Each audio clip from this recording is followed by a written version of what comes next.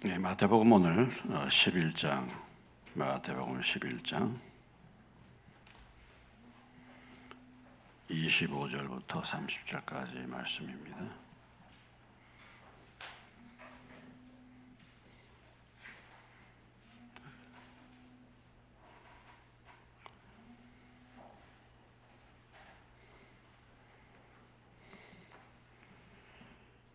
마태복음 11장 25절로부터 30절까지 말씀을 교독하시겠습니다. 그때 예수께서 대답하여 이르시되 천지의 주제이신 아버지여, 이것을 지혜롭고 슬기 있는 자들에게는 숨기시고 어린아이들에게는 나타내심을 감사하나이다.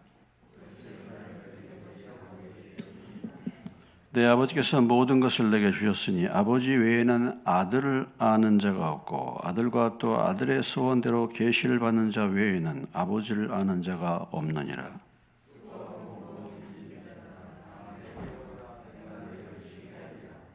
나는 마음이 온유하고 겸손하니 나의 멍에를 메고 내게 배우라. 그리하면 너희 마음이 쉼을 얻으리니 이는 내 멍에는 쉽고 내 짐은 가벼움이라 하시니라. 아멘. 할렐루야. 주님, 우리에게 주의 생명의 말씀을 주시니 감사합니다. 말씀을 듣고 깨닫지 못하게 하는 어둠의 악한 영, 홀미케 하는 악한 영, 기머거리 악한 영, 소경의 악한 영, 졸음의 악한 영 예수로 떠나가고 주의 말씀에 성령님께서 마음을 열어서, 귀를 열어서 주의 말씀을 듣고 주님의 귀한 것을 듣고 깨닫고 삶에서 변화받고 실천할 수 있도록 도와주시옵소서. 예수님의 이름으로 기도합니다. 아멘. 침례 요한에 대해서 예수님의 평가. 침례 요한이 예수님을 찾아와 가지고 오실 당신이 메시아가 바로 당신이 그분이십니까? 라는 질문으로부터 시작이 돼 가지고 계속해서 지금 이 말씀이 여기 오늘 30절까지 말씀이 지속이 되었습니다.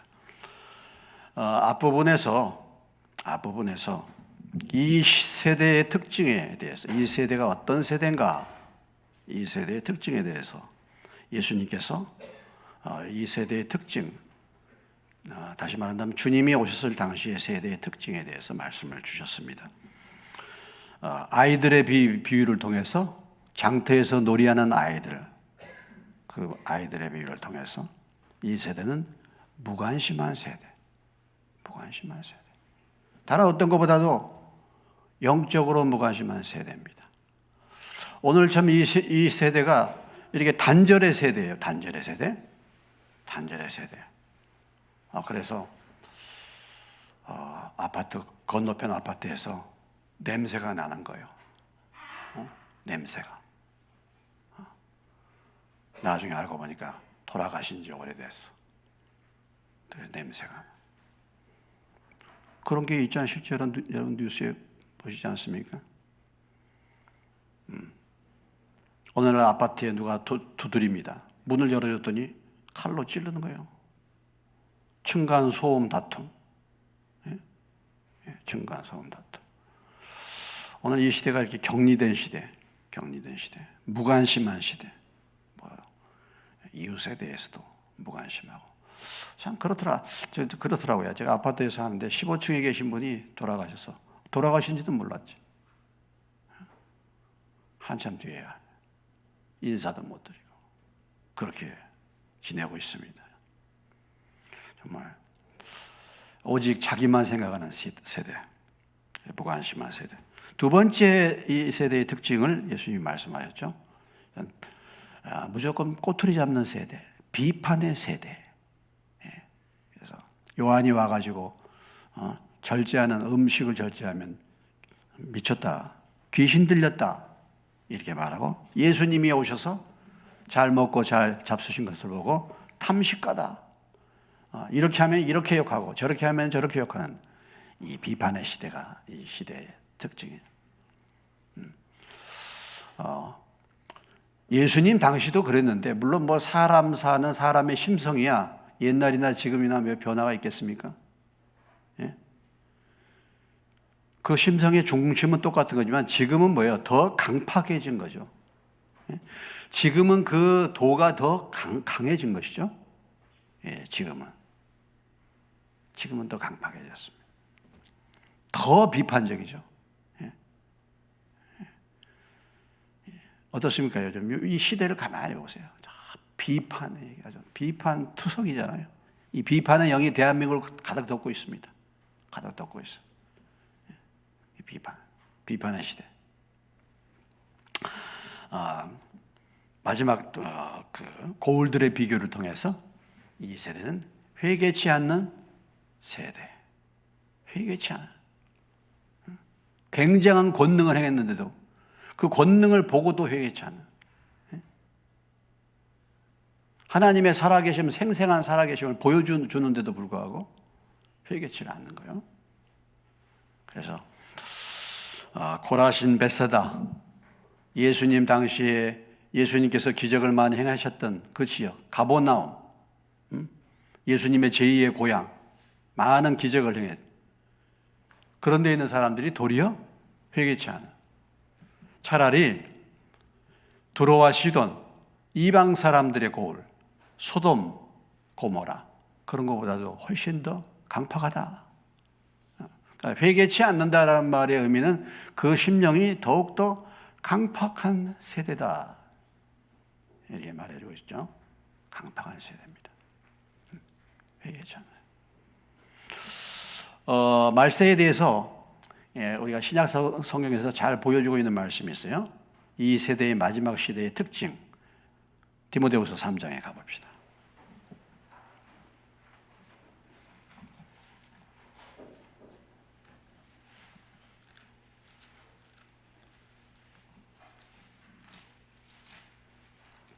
디모데후서 3장 1절로 5절까지입니다. 마지막 세대의 특징, 마지막 세대의 특징입니다. 말세의 특징이죠. 자, 교독합니다. 너는 이것을 알라. 말세에 고통하는 때가 이르러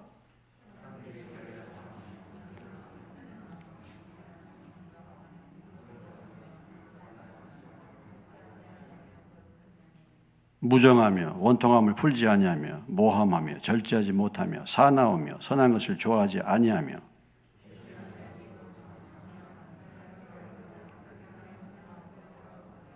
5절 경건의 모양은 있으나 경건의 능력은 부인하니 이 같은 자들에게서 내가 돌아서라 그랬어요. 여기 말세의 특징에 대해서 말하고 있죠. 말세는 무슨 때예요? 말세가 무슨 때예요? 고통하는 때라고 했잖아요. 말세. 고통이 더 심해지는 때입니다. 말세는 고통하는 때예요. 말세의 특징이 뭐예요? 잘못된 사랑, 하나님을 사랑해야 되는데 누구를 사랑하는 겁니까? 자기 사랑하고 돈 사랑하고 자랑하고 교만하고 비방하고 비방의 영으로 충만하죠. 부모 고요, 감사하지 않고 거룩하지 않고 무정하고 원통함을 풀지 않습니다. 한번 맺힌 원한을 풀지 않아요. 원통. 모함하고 수근수근해서 모함. 어떻게든지 모함하고 절제하지 못하고 사납고 조급하고 선한 거 좋아하지 않고 배신하고 조급하고 자만하고 쾌락을 사랑하기를 하나님 사랑하는 것보다 더하고 하나님 사랑하는 하나님의 말씀과 하나님과 교제를 사랑하는 것이 아니라 세상 것들을 더 사랑하는 거죠.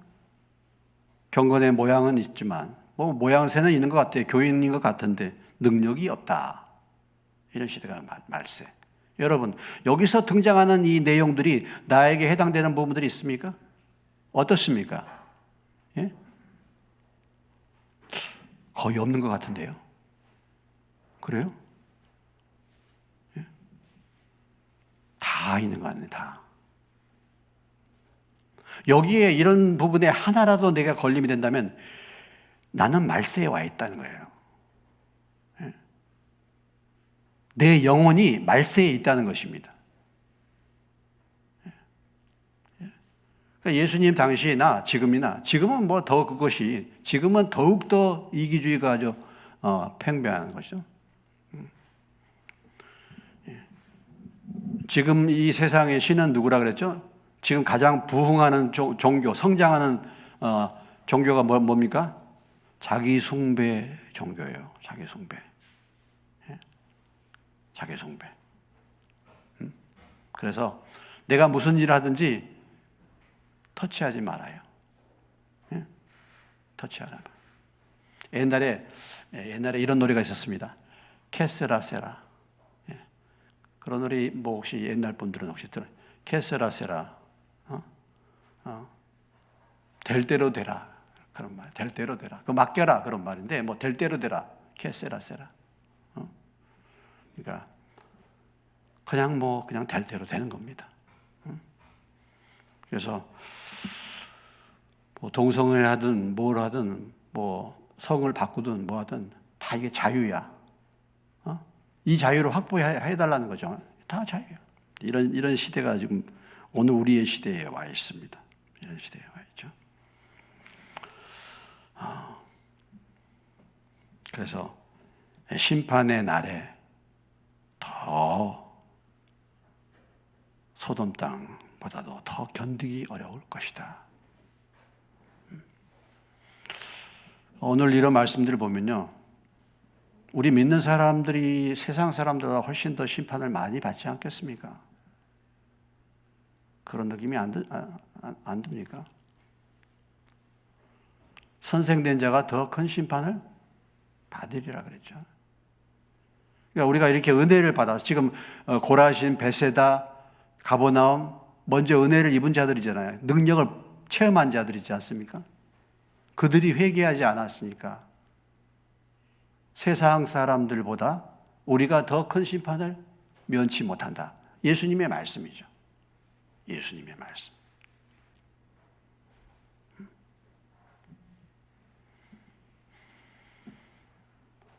어제 저희 지방에 정기총회가 있었습니다.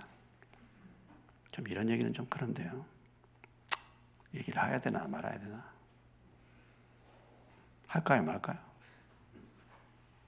지방에 총회가 있었으니까 무슨 일이 났던가 여러분한테 별로 얘기하고 싶지 않은데 이런 겁니다. 돈이 지출이 됐어요. 결산이니까 다 돈이 지출이 됐어. 예를 들어서 제가 교육위원회에 있으면 저를 갖다 자꾸 교육위원회에다가 임명을 해요. 교육위원장을 시켜. 왜 나를 교육위원장으로 시킬까? 그래서 제가 옛날에 과거에 선생 출신이라서 그런 모양이야. 예? 교육위원장으로. 난 다 낳았는데 지금 뭐 다 안 한다고 이제 나이도 저기하고 다 낳았는데 다 하시라고 낳았는데 꼭 거기를 넣어. 그리고 이제 1년 예산을 30만 원을 세워줘요. 교육위원회 30만 원. 그런데 교육위원이 몇 명이냐? 5명.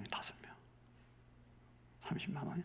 그래서 교육위원회 이제 금년도 이제 지방의 여름 성경학교, 겨울 성경학교 이런 것들 이제 상의를 하죠. 교육위원회에서 중고등부 수련은 어떻게 할 것인지 이런 걸 이제 미리 이제 상의를 합니다. 그러면 이제 회의를 뭐 한 서너 차례 하잖아요. 서너 차례 하니까 예산 30만 원이니까 서너 차례 하면은 식사를 하면은 이제 한 10만 원 예산 잡아가지고 식사를 그냥 뭐 만 원 정도 이렇게 뭐 조금 저기 하여튼 뭐 그렇게 이제 먹죠. 그리고 이제 나머지 이제 뭐 만약에 20만 원 쓰고 10만 원이 남았다. 그러면 어떻게 합니까? 이제 마지막 모임 때 모여서 10만 원 남았으니까 이제 남은 거 교통비나 해라고 식사하고 이제 만 원을 주든지 이렇게 해요. 나눠. 이렇게 이제 합니다. 예산 30만 원이니까. 그런데 금년에는 교육위원회 딱 한 번 모였어요. 딱 한 번. 제가 한 것이 아니라 교육부장이 소집하고 딱 한 번 모였는데요. 밥 그때 8,000원인가? 7,000원인가? 뭐 요즘에 밥값이 되게 막 8,000원, 뭐 9,000원 막 그러잖아요. 그때 그렇게 먹었어. 그러면은 5명이면은 얼마입니까? 바로 40이요. 그럼 얼마 들어갔죠? 4만 원. 그럼 얼마 남았습니까? 얼마 남았어요? 26만 원. 근데 26만 원, 그 30만 원이 다 지출됐다는 겁니다. 어떻게 이런 일이 다 지출됐다는 거예요. 그래서 다른 분들은 그냥 넘어가잖아요. 근데 저는 계산이 뻔하잖아요. 계산이 뻔한데 제가 해놔서 그 위원회 위원회가 세 개의 위원회가 있어 90만 원이 지출됐는데 그게 위원회가 어떤 위원회냐 그랬더니 뭐 선교위원회, 교육위원회 근데 다 지출됐다는 겁니다. 그래서 아니 우리가 교육위원회라고 처음에 교육부장에 한번 모여라 해가지고 딱 한 번 모였는데 그 전에 우리가 1년에 서너 차례씩 모였는데 어떻게 그게 다 지출됐냐 그랬더니 그냥 넘어갈 건데 그랬나요? 그랬더니 이제 교육부장이 벌떡 일어나더니 막 성질을 팍 내면서 내가 물어낸다고 막 그런 거야. 아니 일어나서 성질을 팍 내면서 자기가 물어낸다는 거예요. 그래도 저기 4만 원어치 먹었으면 26만 원 남았으면 그래도 한 번 더 모여가지고 교통비라도 해라고 2만 원씩이라도 나눠줘야 되는 거 아니겠습니까? 그 30만 원 책정됐으니까. 근데 왜 그걸 갖다가 자기가 입마에 뽑게 돼요?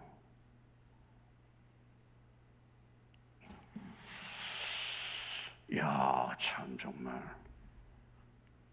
계산이 그렇게 되든가 그렇게 돈이 욕심이 많은가. 그래서 목사든 누구든 간에 이 세상에 다 이 돈이라면요, 돈에는 사람들 넘어가. 다 돈에는 약해요.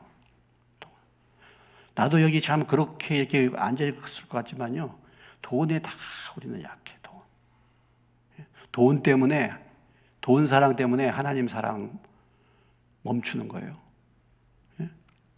돈 때문에 예배 드릴 시간도 없어. 돈 벌어야 되니까. 이게 점점 이렇게 가다 보면 점점 돈이 나를 사로잡는 거예요. 돈을 더 세상 것을 더 사랑해서 하나님 앞에 나올 시간이 없다니까.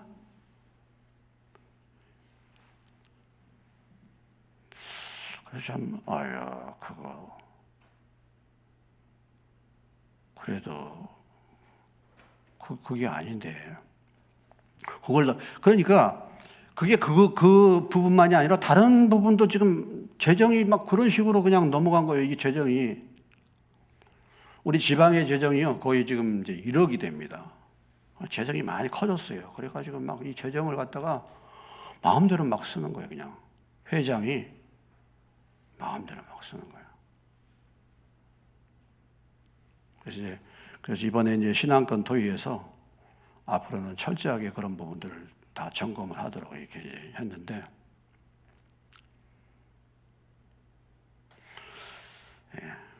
아무튼 저는 보면은,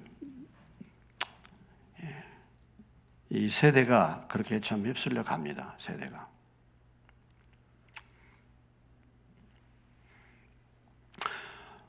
그리고 이제 어떤 큰 교회가 원하는 자기의 그 안을 내놨는데 그 안이 통과가 안 됐어요. 예? 그 안이 통과가 안 됐어요. 예를 들자면 이런 겁니다. 우리가 이제 지방에 들어오려면 지방의 3분의 2가 찬성해야지 들어와요. 그 지방에 가입하려면. 그리고 지방에서 나가려도 3분의 2가 찬성해야지 나가요. 그러니까 이제 들어올 때 3분의 2가 찬성해야지 아무나 못 들어오게 한다 이거죠. 이제 자격을 갖춘 교회가 들어온다 이거죠. 또 나갈 때도 그냥 나가는 게 아니라 3분의 2의 찬성을 받아가지고 나가는 거예요. 근데 이제 그걸 갖다가 이제는 나가고 싶은 교회는 그냥 나간다. 이런 안을 내놨어요. 그러면 우리 교회가 지방에 마음에 들자면 우리 나간다. 그리고 나간단 말이죠. 그러면 그거 이상하잖아요. 하나의 조직인데 더군다나 교회 모임인데 그렇게 해서 안 되잖아요. 그러니까 이제 탈퇴하기 쉽게 만드는 거예요. 한마디로 말해서. 탈퇴를 하려고. 그래서 그게 이제 3분의 2로 돼 있단 말이에요, 현재. 근데 그런 거 전혀 없이 그냥 나간다. 그러니까 이제 또 한 가지 의견이 뭐냐면 과반수 이상 해야지 나가도록 한다. 이런 의견이 이제 왔어요. 그래가지고 이제 투표를 했는데 그게 이제 통과가 안 됐죠. 그러니까 지방회비를 지금 이제 100만 원을 내고 있는데 새해 지방에 책정하는데 10만 원만 낸다고 하는 거예요. 거기에 연관되는 교회가 여러 군데 교회가 있는데 또 한 군데 교회는 90만 원 냈는데 거기도 10만 원씩 낸다는 거예요.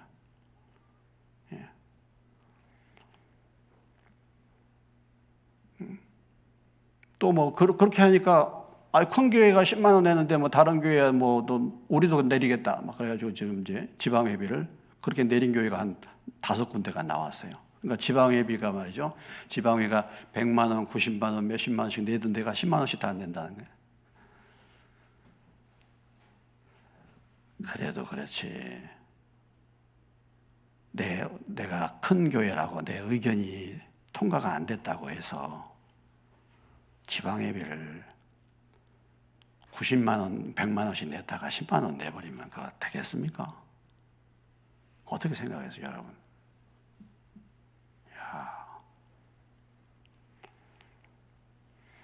그래서 졸지에 저희 교회가 공주지방의 랭킹 2위가 됐어요. 할렐루야. 우리 교회가 2번째로 많았지. 저희 교회가 25만 원씩 냈는데 30만 원 내는 교회가 한 교회가 있고 그 다음에 우리 교회야. 자부심을 가지세요.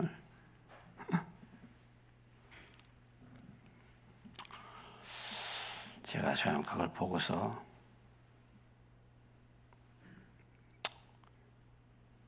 이게 다 우리들의 죄 아니겠습니까? 저희들에게 다 그런 게 있는 거잖아요.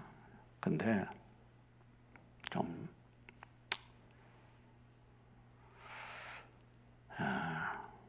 마음이 아파요. 마음이.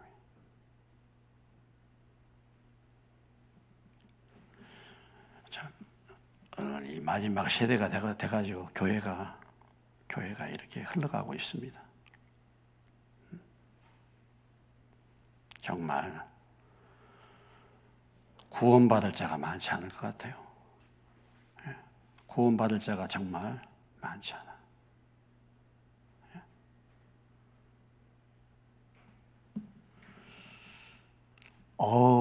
설교는 잘합니다. 참 설교 잘해요. 설교 잘해. 목회도 잘하고. 목회 잘해가지고 교회가 막 부흥하고 크죠. 근데 의식 수준은 그 수준이야. 어쩌면 이것이 오늘 우리의 모습을 보여주고 있는지 몰라요. 우리가 모양새는 뭐 그럴듯한데 저도 역시 마찬가지 않겠습니까?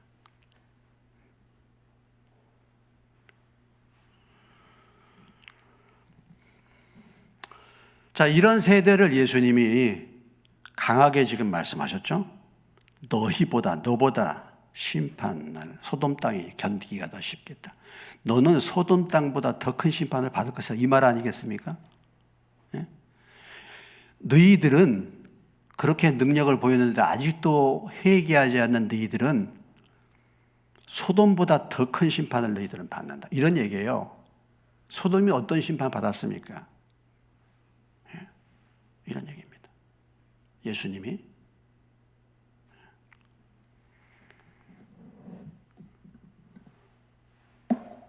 우리가 항상 우리의 죄를 발견하고 회개하게 힘쓰는 저와 여러분 되시기를 주의 이름으로 축원합니다. 우리가 참 그 사람들의 모습을 보면서 내 모습을 봐야 되는 거 아니겠어요? 참 그 사람이나 나나 그분이나 우리나 도찐 깨낀 거기서 거기.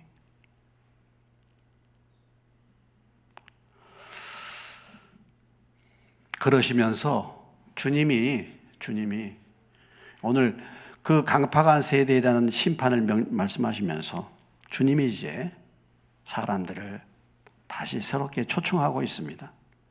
오늘 예수님의 초청이죠. 자, 강력하게 심판에 대한 메시지를 전하시면서 또 한편으로는 오늘 25절로 27절까지의 말씀은 주님의 감사 기도가 나옵니다. 그러면서 참 감사가 나와요. 자, 어떤 감사입니까? 25절로 27절.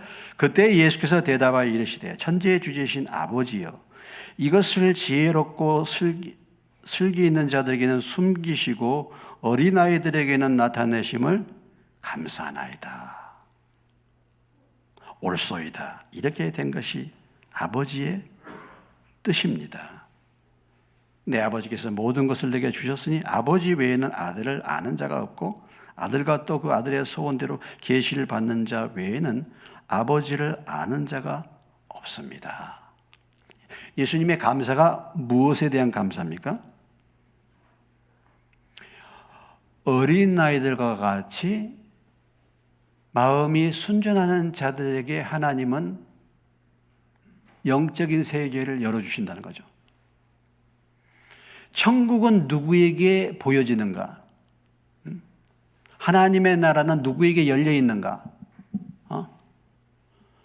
지금 대조적으로 이 강팍한, 회개치 않는, 무관심한 이들과는 대조적으로 바로 마음이 가난한 어린아이와 같은 자들에게 이 하나님의 나라가 열려졌다. 그것을 지금 말해주고 있는 것이죠. 영적인 세계, 우리가 그런 기도하지 않습니까? 영안이 열리게 해달라고, 영적인 세계를 보게 해달라고, 주의 음성을 듣게 해달라고, 영안이 열리게 해달라고 이렇게 기도하지 않습니까? 여러분 그런 기도 해보셨습니까? 그냥 열려지는 게 아니다 이거죠. 아무에게나 천국이 보여지는 것이, 아무에게나 하나님의 말씀이 깨달아지는 것이 아니에요. 아무에게나 영적인 세계가 열려지는 것이 아니에요. 아무나 주의 음성을 듣는 게 아니에요. 어떤 사람에게 영안이 열려지는가?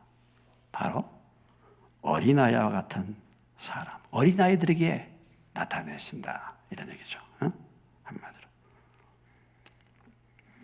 이것을 지혜롭고 슬기 있는 자들에게는 숨기시고, 주님의 나라, 영적인 세계는 지혜롭고 슬기로운 사람들에게는 숨겨지고 어린아이들에게는 나타내어진다. 이것이 참으로 당연한 일이라서 감사합니다. 이런 얘기입니다. 그것이 하나님의 뜻입니다. 자, 그러면 여기 이제 지혜롭고 슬기 있는 사람들은 어떤 사람들입니까? 지혜롭고 슬기 있는 사람들은 어떤 사람들이에요? 한마디로 말해서 그 당시에 서기관과 바리새인들과 대부분의 유대인들을 향해서 말하는 것이죠. 다수의 유대인들을 향해서 말하는 것입니다. 여기서 실제적으로 지혜롭고 슬기로운 그런 의미라기보다는 본인 자신이 지혜롭고 슬기롭다라고 생각하는 사람들이에요. 다시 말해서 교만한 사람들이죠. 그래서 내가 똑똑해, 내가 지혜로워, 내가 다 맡은 일들 다 감당할 수 있어. 그렇기 때문에 주님을 구하지 않는 것입니다. 주님이 필요하지 않는 것입니다. 주님이 필요하지 않아요. 주님을 의지할 필요가 없어. 왜? 내가 똑똑한데? 내가 일 잘하는데? 주님을 의지할 필요가 없는 거예요.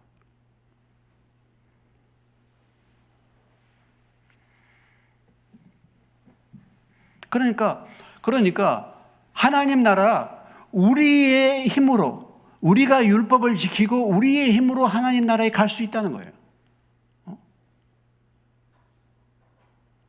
그래서 그들이 철저하게 지금 율법을 지키는 것입니다. 바리새인들이 이런 사람들을 보고 말하고 있는 것이죠. 자, 고린도전서 우리가 1장 그 뒷부분에 고린도전서 1장 25절로 18절에 가보시면 18절로 25절에 가보시면 고린도전서입니다.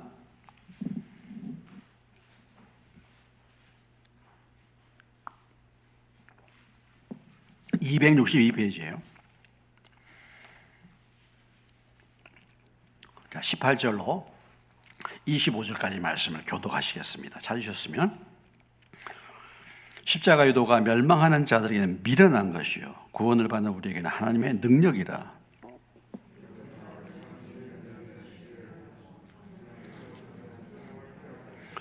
지혜 있는 자가 어디 있느냐, 선비가 어디 있느냐, 이 세대의 변론가가 어디 있느냐. 하나님께서 이 세상의 지혜를 미련하게 하신 것이 아니냐.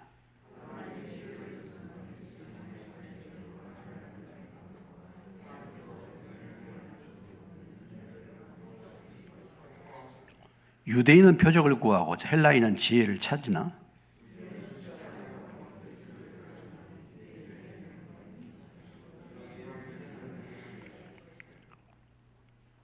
24절 나가 오직 부르심을 받은 자들이 유대인이나 헬라인이나 그리스도는 하나님의 능력이요 하나님의 지혜니라. 25절 하나님이 어리석음이 사람보다 지혜롭고 하나님의 약하심이 사람보다 강하여. 이 세상의 지혜로 하나님을 아는 것이 아니다. 참 이게 아이러니컬하게도요. 이 서울대학교 출신 중에서 목회 잘하는 사람은 없습니다. 이상해요. 세상 지혜로 말할 것 같으면 어떻게 본다면 서울대에 나오고 그런 사람들이 목회 잘해야 되잖아요. 그죠?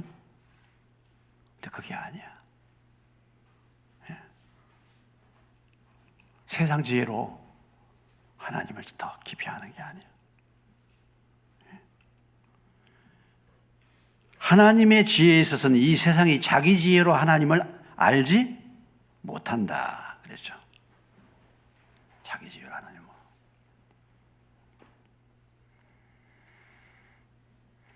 여러분 하나님의 지혜의 보고라 그러죠.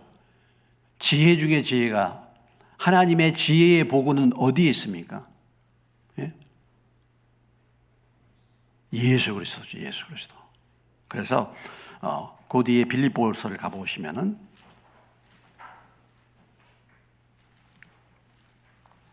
빌립보서 3장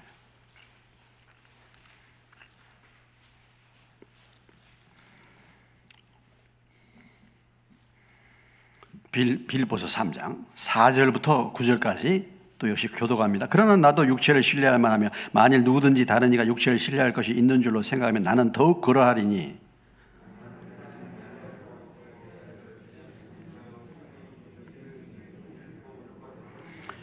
열심으로는 교회를 박해하고 율법에 의뢰는 흠이 없는 자라.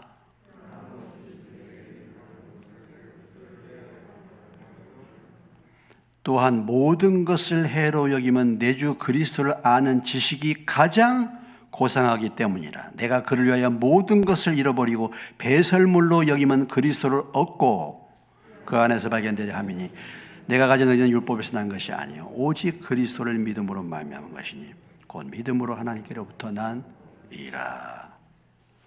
여러분 바울은요 지성인 중에 지성입니다. 예? 바울이 자기 자신을 그렇게 표현하잖아요. 가말리엘 문화에서 공부했다. 가말리엘 문화는 그 당시에 이스라엘의 서울대학입니다. 가말리엘, 유명한 가말리엘 그 문화에서 공부한 사람이요. 율법의 의로는 흠이 없어. 바울이 어떤 사람입니까?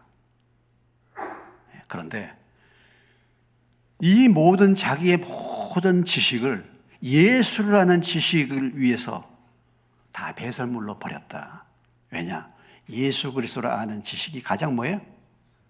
고상하기 때문에. 예수를 아면 모든 지혜를 다 아는 줄로 믿으시기 바랍니다. 모든 지혜와 모든 지식의 부여와 그 충만함이 다 누구 안에 있어요? 예수 안에. 그러니까 예수를 알면 모든 것을 다 아는 거예요. 예수님을 뜨겁게 사랑하는 것이 모든 지혜의 집합체입니다.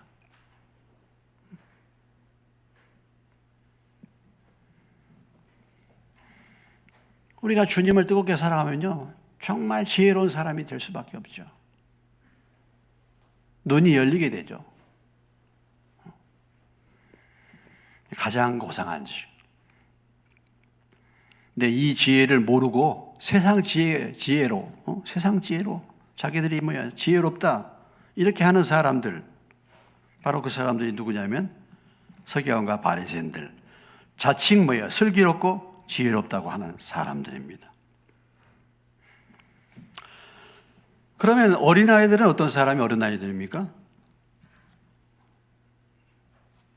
어린아이들은 우리가 생각해 보면 누가복음에도 같은 동일한 말씀이 있죠. 어린아이들. 어린아이들의 특징이 무엇입니까? 여러 가지 특징이 있죠. 어린아이들은 단순하죠. 예? 어린아이들은 뭘 잘 모릅니다. 어린아이들은 순수하죠. 그래도 무엇보다도 어린아이들은요, 부모를 절대적으로 의지해요. 어린아이일수록 부모를 의지해. 그렇죠? 나이가 어릴수록 부모를 의지해. 그러니까 어린아이는 자기 힘으로 살 능력이 없어. 지혜도 부족해. 그렇기 때문에 부모를 의지해요. 부모를. 이게 어린아이야. 그러니까 어린아이는 자기 스스로 살 수 없다는 것을 알기 때문에 영적으로 본다면 그만큼 하나님을 찾는 사람이, 하나님을 의지하는 자예요. 이것을 말하는 거죠. 어린아이라는 것은. 우리가 팔복을 생각해 볼 때 어린아이는 그러면 어떤 심령의 사람입니까? 가난한 심령의 소유자. 하나님 없이는 어떻게 할 수 없는 거예요. 이런 어린아이들에게 하나님께서 하나님의 나라를 보여주는 거예요.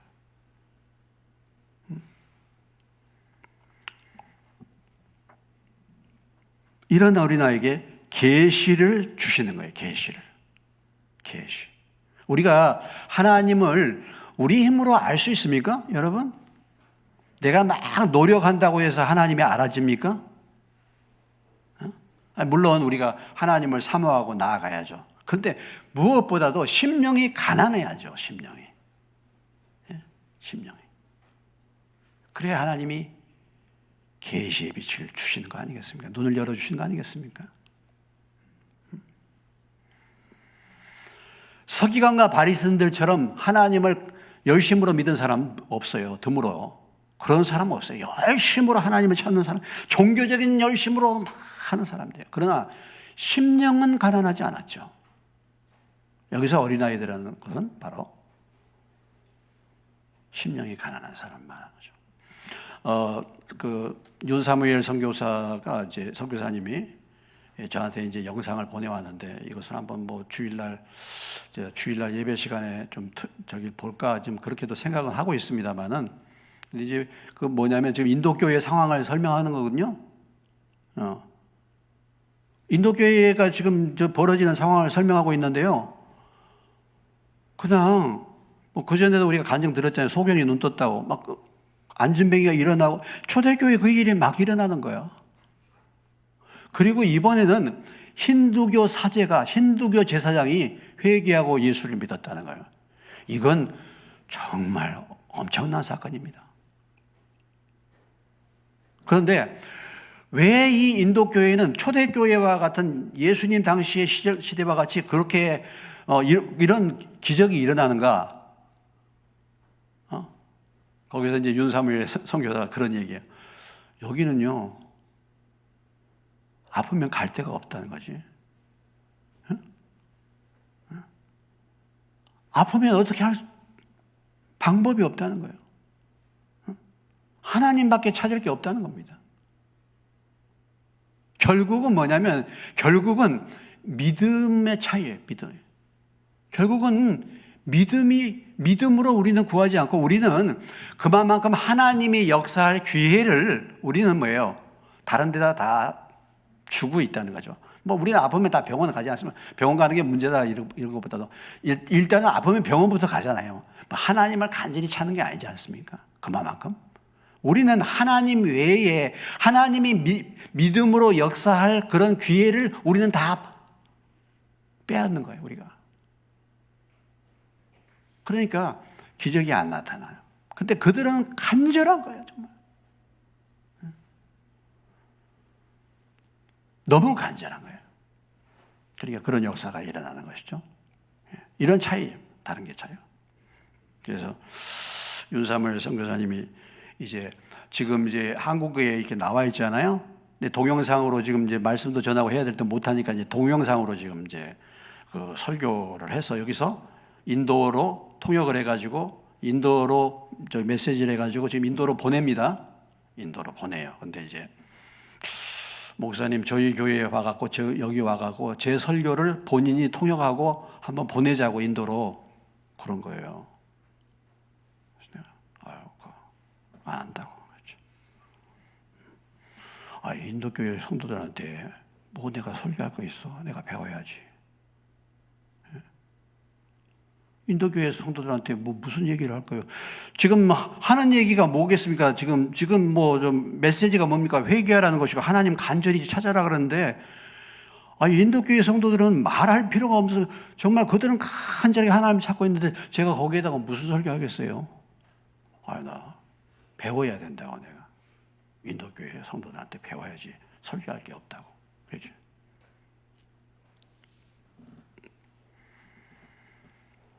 우리는 배가 너무 많이 부르지 않습니까? 어린아이 같지 않죠. 의지할 게 너무 많아요. 의지할 게. 그래서 오늘 하나님께서 어떤 사람들에게 하나님의 나라를 보여주고 영적인 세계를 열어주고 말씀을 듣게 하시고 영안이 열리게 하시는가? 어린아이 같은 심령을 가진 자들. 그래서 참 이 복을 사모하시기를 주의 이름으로 축원합니다.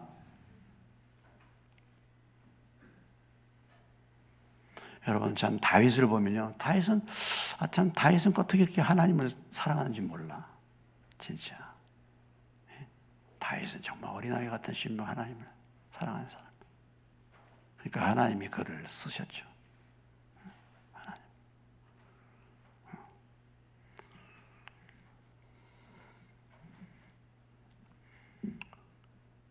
우리는 너무 심령이 메마르고 딱딱해지고 영적인 일에는 무관심해지고 갈급함이 사라지고 있습니다. 우리가 이 시대가 그렇게 흘러가고 있습니다.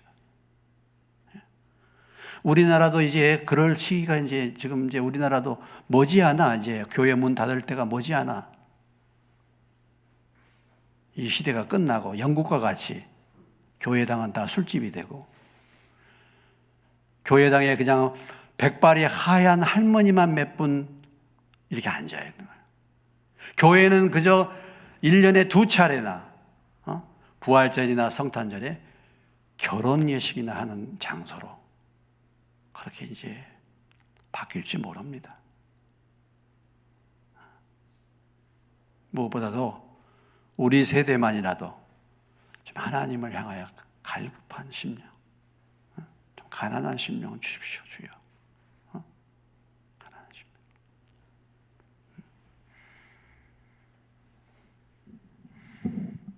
정말 우리의 소원이 무엇이겠습니까? 하나님의 소원이 무엇이겠습니까? 하나님의 소원. 우리의 소원은 통일, 우리 대한민국. 하나님의 소원은 갈급한 심령을 가지고 나를 찾는 사람. 그 사람을 만나는 거예요. 하나님.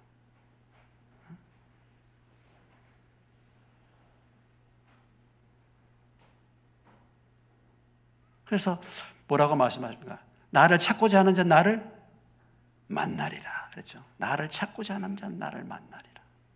나를 찾고자 하는.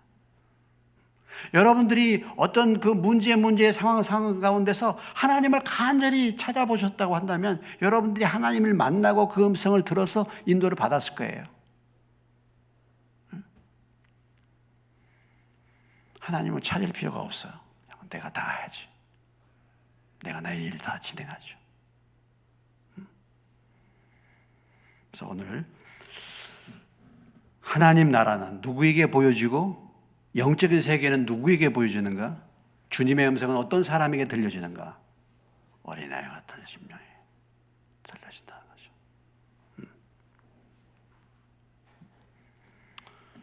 주님 나에게도 이런 어린아이 같은 그런 심령을 주십시오.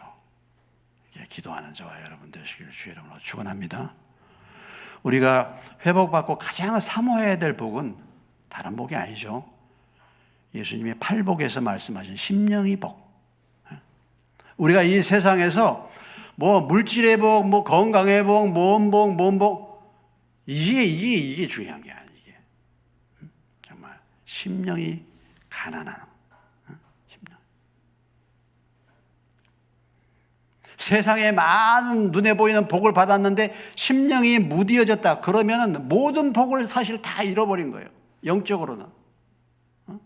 그러나 모든 것을 다 잃어버리고 정말 고난과 고난 속에 있지만 내 심령이 하나님을 향하여 가난하다고 한다면 그것은 모든 것을 다 얻은 것입니다.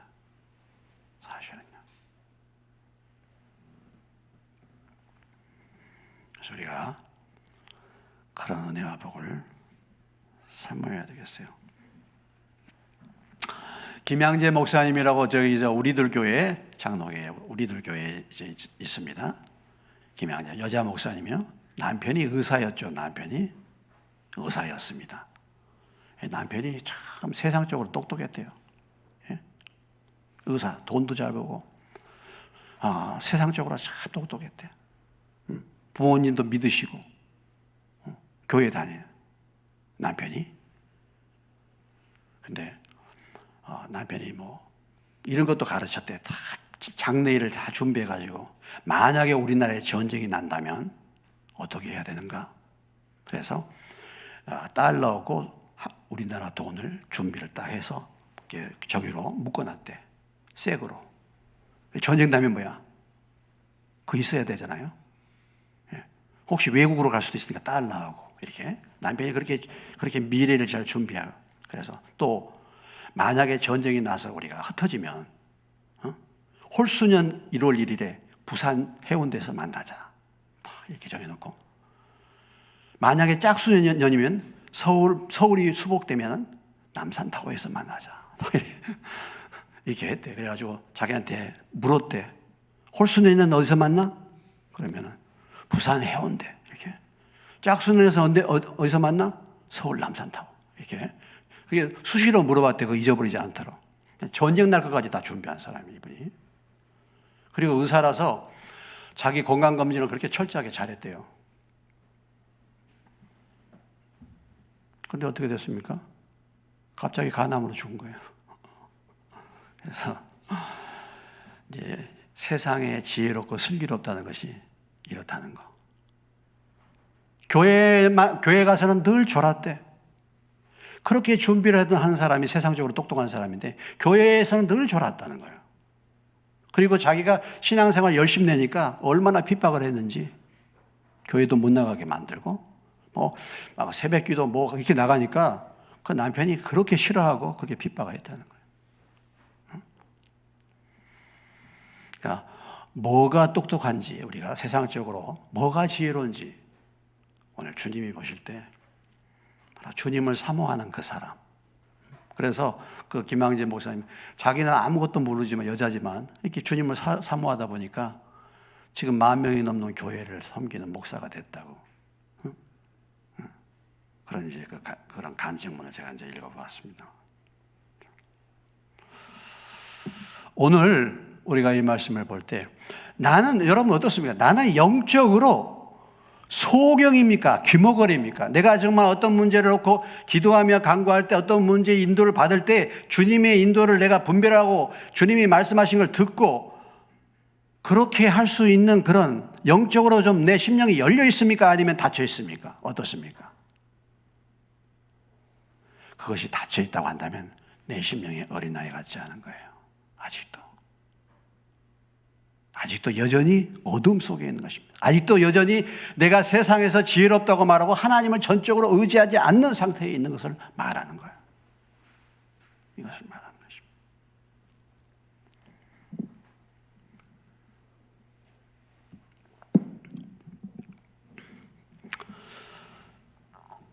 최종적으로 28절로 30절 이제 어린아이와 같은 심령, 그런 심령이 주님의 나라가 열린다. 그러면서 사람들을 초청하고 있습니다. 28절 이하의 말씀 우리가 너무나도 잘 알고 있는 말씀이죠. 수고하고 무거운 짐진 자들아 다 내게로 오라. 내가 너희를 쉬게 하리라. 주님은 참 주님 앞에 나오기를 원하시죠.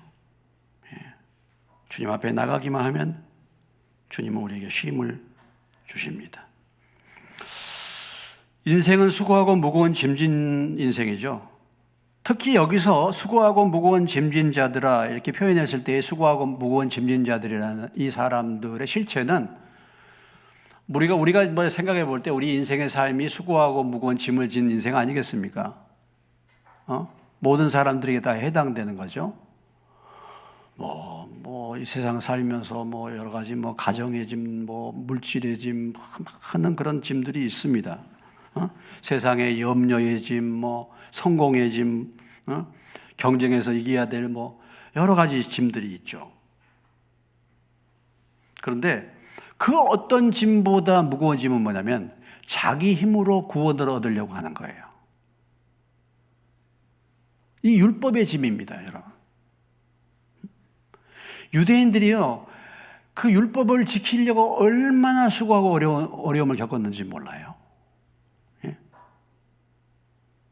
이 짐은 그냥 이 세상 짐과는 비교할 수가 없어요. 그래서 예수님께서 바리새인들을 향하여 너희가 무거운 짐을 다른 사람들에게 지어놓고 너희도 지지 못할 그 짐을 다른 사람에게 지어놨다. 그렇게 말하죠. 이것을 행하고 저것을 행하고 안식일에는 이것을 행해야 되고 저것을 행해야 되고 그 무거운 짐을 다 지어놨습니다.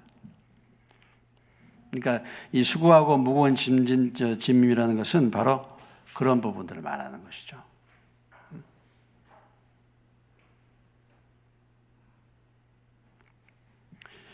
문제 해결과 구원의 시작은 예수님께로 나아가는 것이 첫 걸음인 줄로 믿으시기 바랍니다. 주님께로 나가는 거예요. 이것이 구원의 시작이에요. 구원의 시작. 또 문제 해결의 시작입니다. 우리가 주 안에서 평안을 누리는 출발이 뭐예요? 주님께로 나가는 거죠. 주님께로 나가는 것입니다. 하나님과 왜 멀어집니까? 주님께 나가지 않기 때문에. 그러니까 기도가 없는 사람들은, 기도의 삶이 없는 사람들은 하나님과 멀어질 수밖에 없어요. 이걸 기억하셔야 됩니다. 우리가 교회 공동체에서 함께 연합하여 합심하는 기도를 드리든지 어떻든지 간에 그런 기도가 아닌 기도의 개인적으로 하나님을 만나는 기도의 골방이 없는 사람은 하나님과 멀어질 수밖에 없는 거예요. 그건 당연한 거예요. 그러니까 내가 신앙생활하면서 내게 기도의 삶이 없다. 내가 기도를 배우지 못했다. 그냥 교회만 왔다 갔다 한다. 그 사람은 하나님과 멀어질 수밖에 없는 거예요. 절대로 가까워질 수 없습니다. 그렇잖아요. 만나서 대화를 해야 돼. 가까워지잖아요. 그렇지 않습니까? 아니, 그분을 만나가지고 그분과 대화를 해야지 내가 그분을 알고 그분과 가까워지는 것이지, 그분과 대화가 단절되어 있으면 그분과 멀어질 수밖에 없잖아요. 그렇지 않습니까? 오늘 부지런히 주님 앞에 나가시기를 주의 이름으로 축원합니다. 부지런히 나가시기. 그럴 때 쉼을 얻습니다.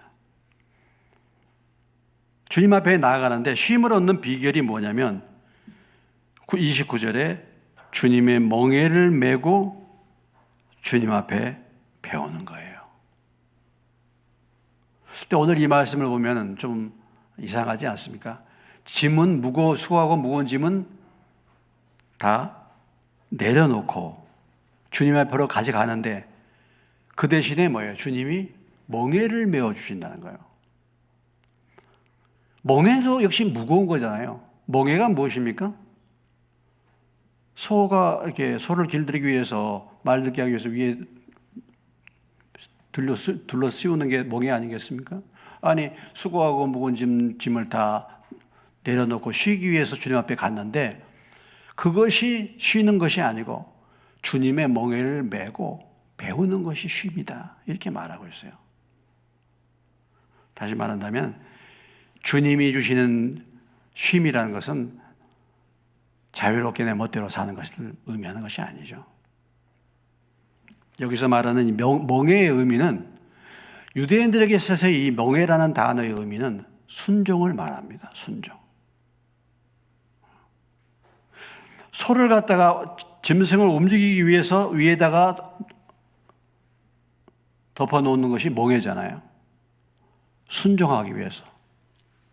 말이나 소를 갖다가 움직이게 하기 위해서 거기에다가 씌우는 것이 멍에입니다. 다시 말해서 순종하도록.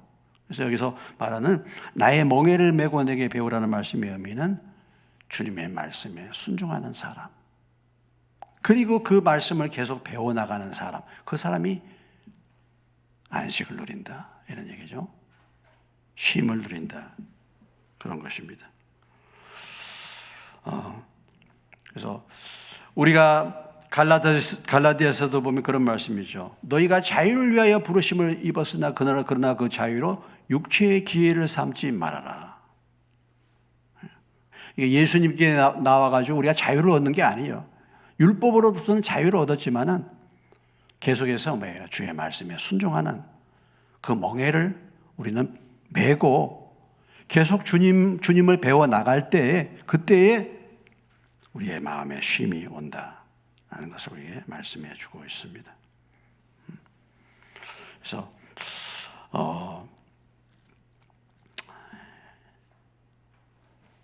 예수 안에서 쉼을 얻는 비결이 뭐냐? 그것은 바로 주님의 말씀을 듣고 주님의 말씀을 배우고 그 말씀에 순종하는 삶을 사는 것. 이것이 바로 주 안에서 안식을 누리는 비결인 것을 우리에게 보여주고 있어요. 주님 앞에 나오기는 나왔습니다. 그런데 멍에를 메려고 하지 않아요. 멍에를. 오늘 우리가 가만히 보면 예수 믿는 건 좋아. 그런데 주님이 내게 주시는 멍에는 메고 싶지가 않은 거예요. 귀찮은 것입니다. 그렇게 할 때는 결코 안식을 누릴 수 없다는 사실을 우리에게 말씀해 주고 있죠.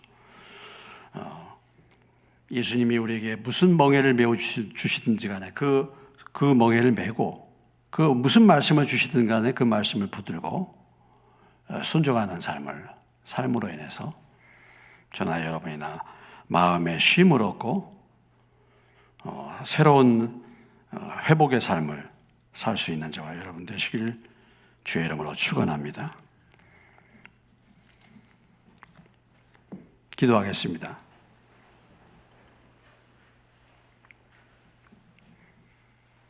오늘 우리가 이 말씀을 생각해 보시면서 특별히 우리의 심령이 정말 어린아이와 같은 심령인지 아니면은 아직도 내 지혜를 붙들고 내 생각과 내 방법으로 사는 사람인지 돌아보고 주님, 내 심령이 어린아이와 같이 되게 하셔서 영적인 세계를 볼 수 있는 자가, 영안이 열리는 자가 되게 하시고 주님의 음성을 듣는 자가 되게 해달라고 내 심령을 위해서, 그리고 우리의 가진 모든 것을 늘 주님 앞에 나아가서 무거운 짐을 내려놓고 주님의 멍에를 메고 주님을 배울 수 있는 믿음의 사람이 될 수 있도록 우리 한 2분 정도 같이 기도하시겠습니다.